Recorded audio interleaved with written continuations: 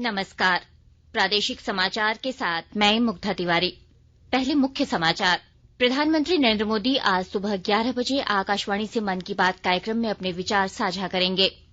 राज्य सरकार 22 जिलों के 226 प्रखंडों में सूखा से प्रभावित प्रत्येक किसान परिवार को तत्काल 3500 रुपए की सूखा राहत राशि उपलब्ध कराएगी। लोक आस्था का महापर्व छठ देश के विभिन्न भागों में श्रद्धा और आस्था के साथ मनाया जा रहा है और पर्थ में आईसीसी T20 क्रिकेट विश्व कप में आज भारत का मुकाबला दक्षिण अफ्रीका से होगा। और अब समाचार विस्तार से। प्रधानमंत्री नरेंद्र मोदी आज सुबह 11 बजे आकाशवाणी से मन की बात कार्यक्रम में अपने विचार साझा करेंगे। यह इस मासिक रेडियो कार्यक्रम की 94वीं कड़ी होगी। कार्यक्रम आकाशवाणी और दूरदर्शन के समूचे नेटवर्क से प्रसारित होगा। यह आकाशवाणी समाचार की वेबसाइट और news on AIR mobile app पर भी उपलब्ध रहेगा। मन की बात कार्यक्रम आकाशवाणी समाचार, दूरदर्शन समाचार, प्रधानमंत्री कार्यालय तथा सूचना और प्रसारण मंत्रालय के यूट्यूब चैनलों से भी सीधा प्रसारित होगा। आकाशवाणी से हिंदी प्रसारण के तुरंत बाद यह कार्यक्रम क्षेत्रीय भाषाओं में प्रसारित किया जाएगा। प्रधानमंत्री कल केवड़िया जाएंगे। वे स्टैच्यू ऑफ यूनिटी पर सरदार पटेल को श्रद्धांजलि अर्पित करेंगे और इसके बाद राष्ट्रीय एकता दिवस आयोजन में भाग लेंगे। श्री मोदी लोक सेवकों की कार्य सुगमता के लिए 2019 में शुरू किए गए कार्यक्रम आरंभ के चौथे चरण के 97वें कॉमन फाउंडेशन कोर्स के प्रशिक्षु अधिकारियों को संबोधित करेंगे। इसके बाद श्री मोदी बनासकांठा जिले के थराद में विभिन्न विकास परियोजनाओं की आधारशिला रखेंगे। इस दौरान 8000 करोड़ रुपए लागत की जलापूर्ति परियोजनाएं शुरू की जाएंगी। श्री मोदी 1560 करोड़ रुपए से अधिक की लागत से मुख्य नर्मदा नहर से कसारा से दांतेवाड़ा पाइपलाइन सहित विभिन्न परियोजनाओं का शिलान्यास करेंगे। इस परियोजना से जलापूर्ति में सुधार होगा और क्षेत्र के किसान भी इससे लाभान्वित होंगे। कार्यक्रम के दौरान सुजलाम सुफलाम नहर के पुनरुद्वार, मोढेरा मोतीदाव पाइपलाइन के मुक्तेश्वर बांध, कर्मावत झील तक विस्तार और संतालपुर तालुकों के 11 गांव के लिए सिंचाई योजना सहित अनेक परियोजनाओं की घोषणा की जाएगी।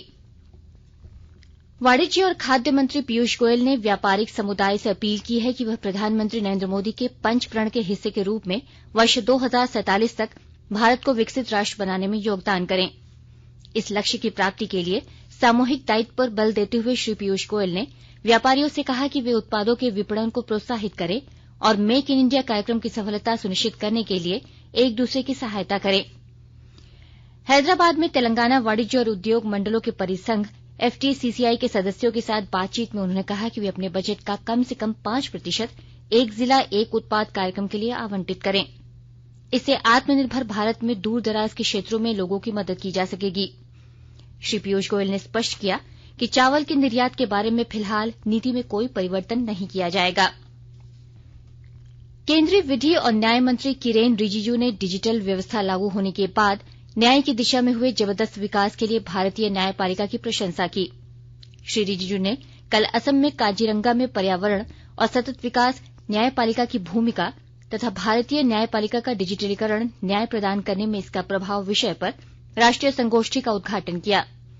उन्होंने कहा कि हमारे देश के सतत विकास के लिए न्यायपालिका की भूमिका अत्यंत महत्वपूर्ण है। श्री रिजिजू ने कहा कि प्रधानमंत्री नरेंद्र मोदी की पर्यावरण के प्रति जागरूक जीवन शैली की परिकल्पना को पूरा करने के लिए नियम सुविधाजनक हों। केंद्र सरकार ने चीनी के निर्यात पर प्रतिबंध और 1 वर्ष के लिए बढ़ा दिया है। यह निर्णय इस महीने की 31 तारीख से लागू होगा। घरेलू बाजारों में चीनी की उपलब्धता बढ़ाने और कीमतों पर नियंत्रण के लिए यह निर्णय लिया गया है। विदेश व्यापार महानिदेशालय ने एक अधिसूचना में कहा कि चीनी के निर्यात पर प्रतिबंध अगले वर्ष 31 अक्टूबर तक लागू रहेगा। अधिसूचना के अनुसार यूरोपीय संघ और अमेरिका को चीनी निर्यात पर यह पाबंदी लागू नहीं होगी। आकाशवाणी अनूठी पहल के साथ स्वतंत्रता के 75 वर्ष का उत्सव मना रहा है। इसका शीर्षक है आजाद भारत की बात आकाशवाणी के साथ।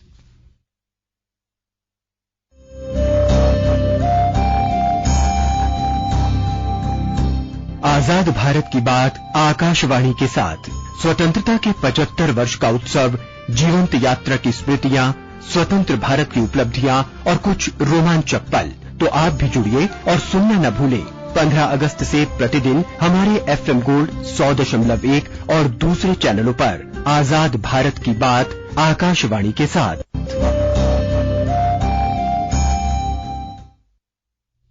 राज्य सरकार 22 जिलों के 226 प्रखंडों में सूखा से प्रभावित प्रत्येक किसान परिवार को तत्काल 3500 रुपए की सूखा राहत राशि उपलब्ध कराएगी।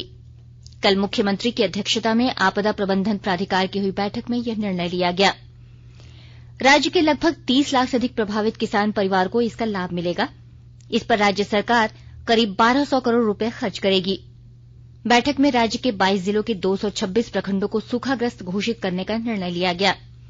मुख्यमंत्री ने अधिकारियों के साथ राज्य में सुखाड़ को लेकर कृषि विभाग द्वारा तैयार की गई सूखे का आंकलन प्रतिवेदन पर विचार विमर्श करते हुए कई महत्वपूर्ण निर्णय लिए।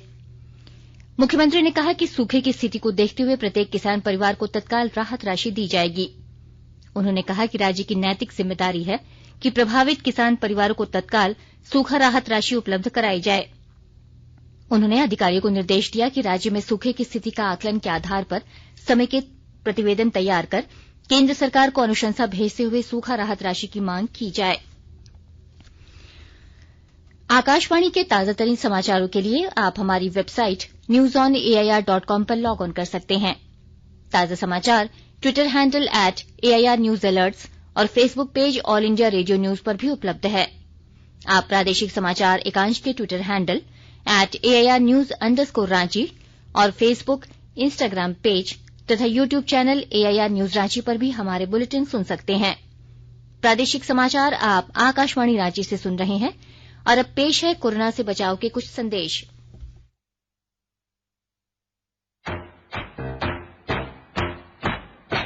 चलो मिलकर एक शुरुआत करें, चलो एक फैसला आज करें, मास्क नहीं तो टोकेंगे, कोरोना को रोकेंगे, चलो एक वादा करते हैं, चलो कुछ वादा करते हैं, मास्क नहीं तो टोकेंगे, कोरोना को रोकेंगे। भारत सरकार द्वारा जनहित में जारी। कोविड-19 से बचाव और सुरक्षित रहने के 3 उपाय। मास्क लगाएं, 2 गज दूरी है जरूरी, सुरक्षित दूरी रखें, हाथ और मुंह साफ रखें। प्रादेशिक समाचार में आपका एक बार फिर से स्वागत है। केंद्रीय वित्त मंत्री निर्मला सीतारमण ने देश के विभिन्न राष्ट्रीय डिजाइनिंग संस्थानों के विद्यार्थियों से अभिनव व्यावसायिक समाधानों के लिए वैश्विक बाजार के साथ साथ स्वदेशी उत्पादों और व्यवसायों का उपयोग करने का आह्वान किया है। श्रीमती सीतारमण और केंद्रीय वाणिज्य मंत्री पीयूष गोयल ने कल हैदराबाद में फुटवियर डिजाइन और विकास संस्थान, राष्ट्रीय डिजाइन संस्थान, राष्ट्रीय फैशन प्रौद्योगिकी संस्थान, भारतीय विदेश व्यापार संस्थान और भारतीय पैकेजिंग संस्थान सहित 5 राष्ट्रीय संस्थानों के विद्यार्थियों को संबोधित किया। वित्त मंत्री ने विद्यार्थियों से स्थिरता और टिकाऊ जीवन शैली को प्रदर्शित करने के लिए आधुनिक डिजाइनों की खोज की जगह विभिन्न क्षेत्रों के डिजाइन में भारतीय पारंपरिक ज्ञान का उपयोग करने का आह्वान किया। केंद्रीय शिक्षा राज्य मंत्री डॉक्टर सुभाष सरकार ने कहा है कि राष्ट्रीय शिक्षा नीति में नए पाठ्यक्रमों से शिक्षार्थियों का समग्र विकास सुनिश्चित होगा और उन्हें 21वीं सदी के अनुरूप कौशल से लैस किया जा सकेगा। नई दिल्ली में जामिया मिलिया इस्लामिया के 102वें स्थापना दिवस को संबोधित करते हुए शिक्षा राज्य मंत्री ने कहा कि नई शिक्षा नीति में सीखने और व्यवहारिक ज्ञान और प्रायोगिक शिक्षा पर विशेष ध्यान दिया जा रहा है। गिरिडीह जिले में चल रही केंद्र की विकास योजनाओं में गड़बड़ी की शिकायत मिली है। इस संबंध में जिले के उपायुक्त को जांच का निर्देश दिया गया है। विस्तृत जानकारी के साथ हमारे गिरिडीह संवाददाता। केंद्र सरकार द्वारा गिरिडीह में चलाई जा रही योजनाओं में भारी गड़बड़ी की शिकायत भारत सरकार के शिक्षा राज्य मंत्री अन्नपूर्णा देवी ने की है। गिरिडीह में पत्रकारों से बातचीत करते हुए अन्नपूर्णा देवी ने कहा कि प्रधानमंत्री जन कल्याण यानी योजना का लाभ गरीबों को नहीं मिल रहा है। एक रैकेट बनाकर चावल को बाजार में बेचा जा रहा है। उन्होंने कहा कि गिरिडीह में हर घर नल से जल योजना की स्थिति गंभीर है। वर्ष 24 तक गिरिडीह में ये योजना पूरी नहीं होगी। जनप्रतिनिधि कहते हैं कि पानी नहीं मिल रहा है और अधिकारी कहते हैं कि गांव में पानी पहुंचा दिया गया है। उन्होंने बताया कि प्रधानमंत्री ग्राम सड़क योजना समेत अन्य योजनाओं में भारी गड़बड़ी है। उन्होंने गिरिडीह डीसी नमन प्रेस लकड़ा को पूरे मामले की जांच करने का निर्देश दिया है। रमेश प्रभाकर, आकाशवाणी समाचार, गिरिडीह। लोक आस्था का महापर्व छठ देश के विभिन्न भागों में श्रद्धा और आस्था के साथ मनाया जा रहा है। 4 दिन के छठ पर्व अनुष्ठान के तीसरे दिन आज श्रद्धालु अस्ताचलगामी सूर्य को अर्घ्य अर्पित करेंगे। 4 दिन की छठ पूजा का समापन कल उगते सूर्य को अर्घ्य के अर्पण के साथ होगा। राष्ट्रपति द्रौपदी मुर्मू ने छठ पूजा के अवसर पर देशवासियों और विदेश में रह रहे भारतवंशियों को बधाई दी है। अपने संदेश में राष्ट्रपति ने कहा कि छठ पूजा प्रकृति के प्रति श्रद्धा, सद्भाव और कृतज्ञता व्यक्त करने का अवसर है। उन्होंने कहा कि यह पर्व मानव और प्रकृति के बीच परस्पर सौहार्द का अनूठा उदाहरण है। प्रधानमंत्री नरेंद्र मोदी ने भी छठ के पावन अवसर पर लोगों को बधाई दी है। एक ट्वीट में श्री मोदी ने कहा कि छठ पर्व भगवान सूर्य और प्रकृति की पूजा को समर्पित है। उन्होंने भगवान सूर्य और छठी मैया के आशीर्वाद से सबका जीवन आलोकित रहने की प्रार्थना की। छठ महापर्व पर राज्यपाल रमेश बैस और मुख्यमंत्री हेमंत सोरेन ने भी राज्यवासियों को सूर्योपासना और लोक आस्था के महापर्व छठ पूजा की शुभकामनाएं दी हैं। पाकुड़ जिले में महापर्व छठ को लेकर तालाबों एवं नदियों में पहला अर्घ्य देने के लिए छठ व्रतियों एवं श्रद्धालुओं की भीड़ को लेकर विशेष इंतजाम किए गए हैं। विस्तृत जानकारी के साथ हमारे पाकुड़ संवाददाता। पाकुड़ जिले में आस्था के महापर्व छठ भक्तिपूर्ण माहौल में संपन्न कराए जाने को लेकर श्रद्धालुओं में जबरदस्त उत्साह एवं उमंग है। दर्जनों तालाबों एवं नदियों में छठ घाटों पर छठ व्रतियों एवं श्रद्धालुओं की सुविधाओं को लेकर विशेष इंतजाम छठ पूजा सेवा समितियों एवं प्रशासन द्वारा की गई है। कई छठ घाटों पर भगवान सूर्य की प्रतिमा भी स्थापित की गई है। सभी छठ घाटों पर सुरक्षा के पुख्ता इंतजाम के साथ ही गोताखोरों की भी तैनाती पुलिस प्रशासन द्वारा की गई है। छठ घाटों पर श्रद्धालुओं की भीड़ को लेकर शहरी क्षेत्र में नो एंट्री लगाया गया है। आज छठ व्रतियां एवं श्रद्धालु भगवान सूर्य की आराधना के साथ ही पहला अर्घ्य देंगे। राम प्रसाद सिन्हा, आकाशवाणी समाचार, पाकुड़। पर्थ में आईसीसी T20 क्रिकेट विश्व कप में आज भारत का मुकाबला दक्षिण अफ्रीका से होगा। मैच भारतीय समय अनुसार शाम 4:30 बजे से खेला जाएगा। आकाशवाणी से मैच का सीधा प्रसारण होगा। कल न्यूजीलैंड में श्रीलंका को 65 रन से हराया। 168 रनों के लक्ष्य के जवाब में श्रीलंका की टीम 19 ओवर 2 गेंद में 102 रन पर आउट हो गई। ट्रेंट बोल्ट न्यूजीलैंड के लिए सबसे सफल गेंदबाज रहे। उन्होंने 4 ओवर में सिर्फ 13 रन देकर 4 विकेट लिए। न्यूजीलैंड के लिए ग्लेन फिलिप्स ने 64 गेंदों में 104 रन की शानदार पारी खेली। और अब अखबारों की सुर्खियां। राज्य से प्रकाशित होने वाले लगभग सभी अखबारों ने महापर्व छठ और राज्य के किसानों को सूखा राहत राशि देने की खबर को प्रमुखता से प्रकाशित किया है। प्रभात खबर की सुर्खी है, सूखा झेल रहे किसानों को मिलेंगे 3500 रुपए अग्रिम, सीएम की अध्यक्षता में आपदा प्रबंधन की बैठक।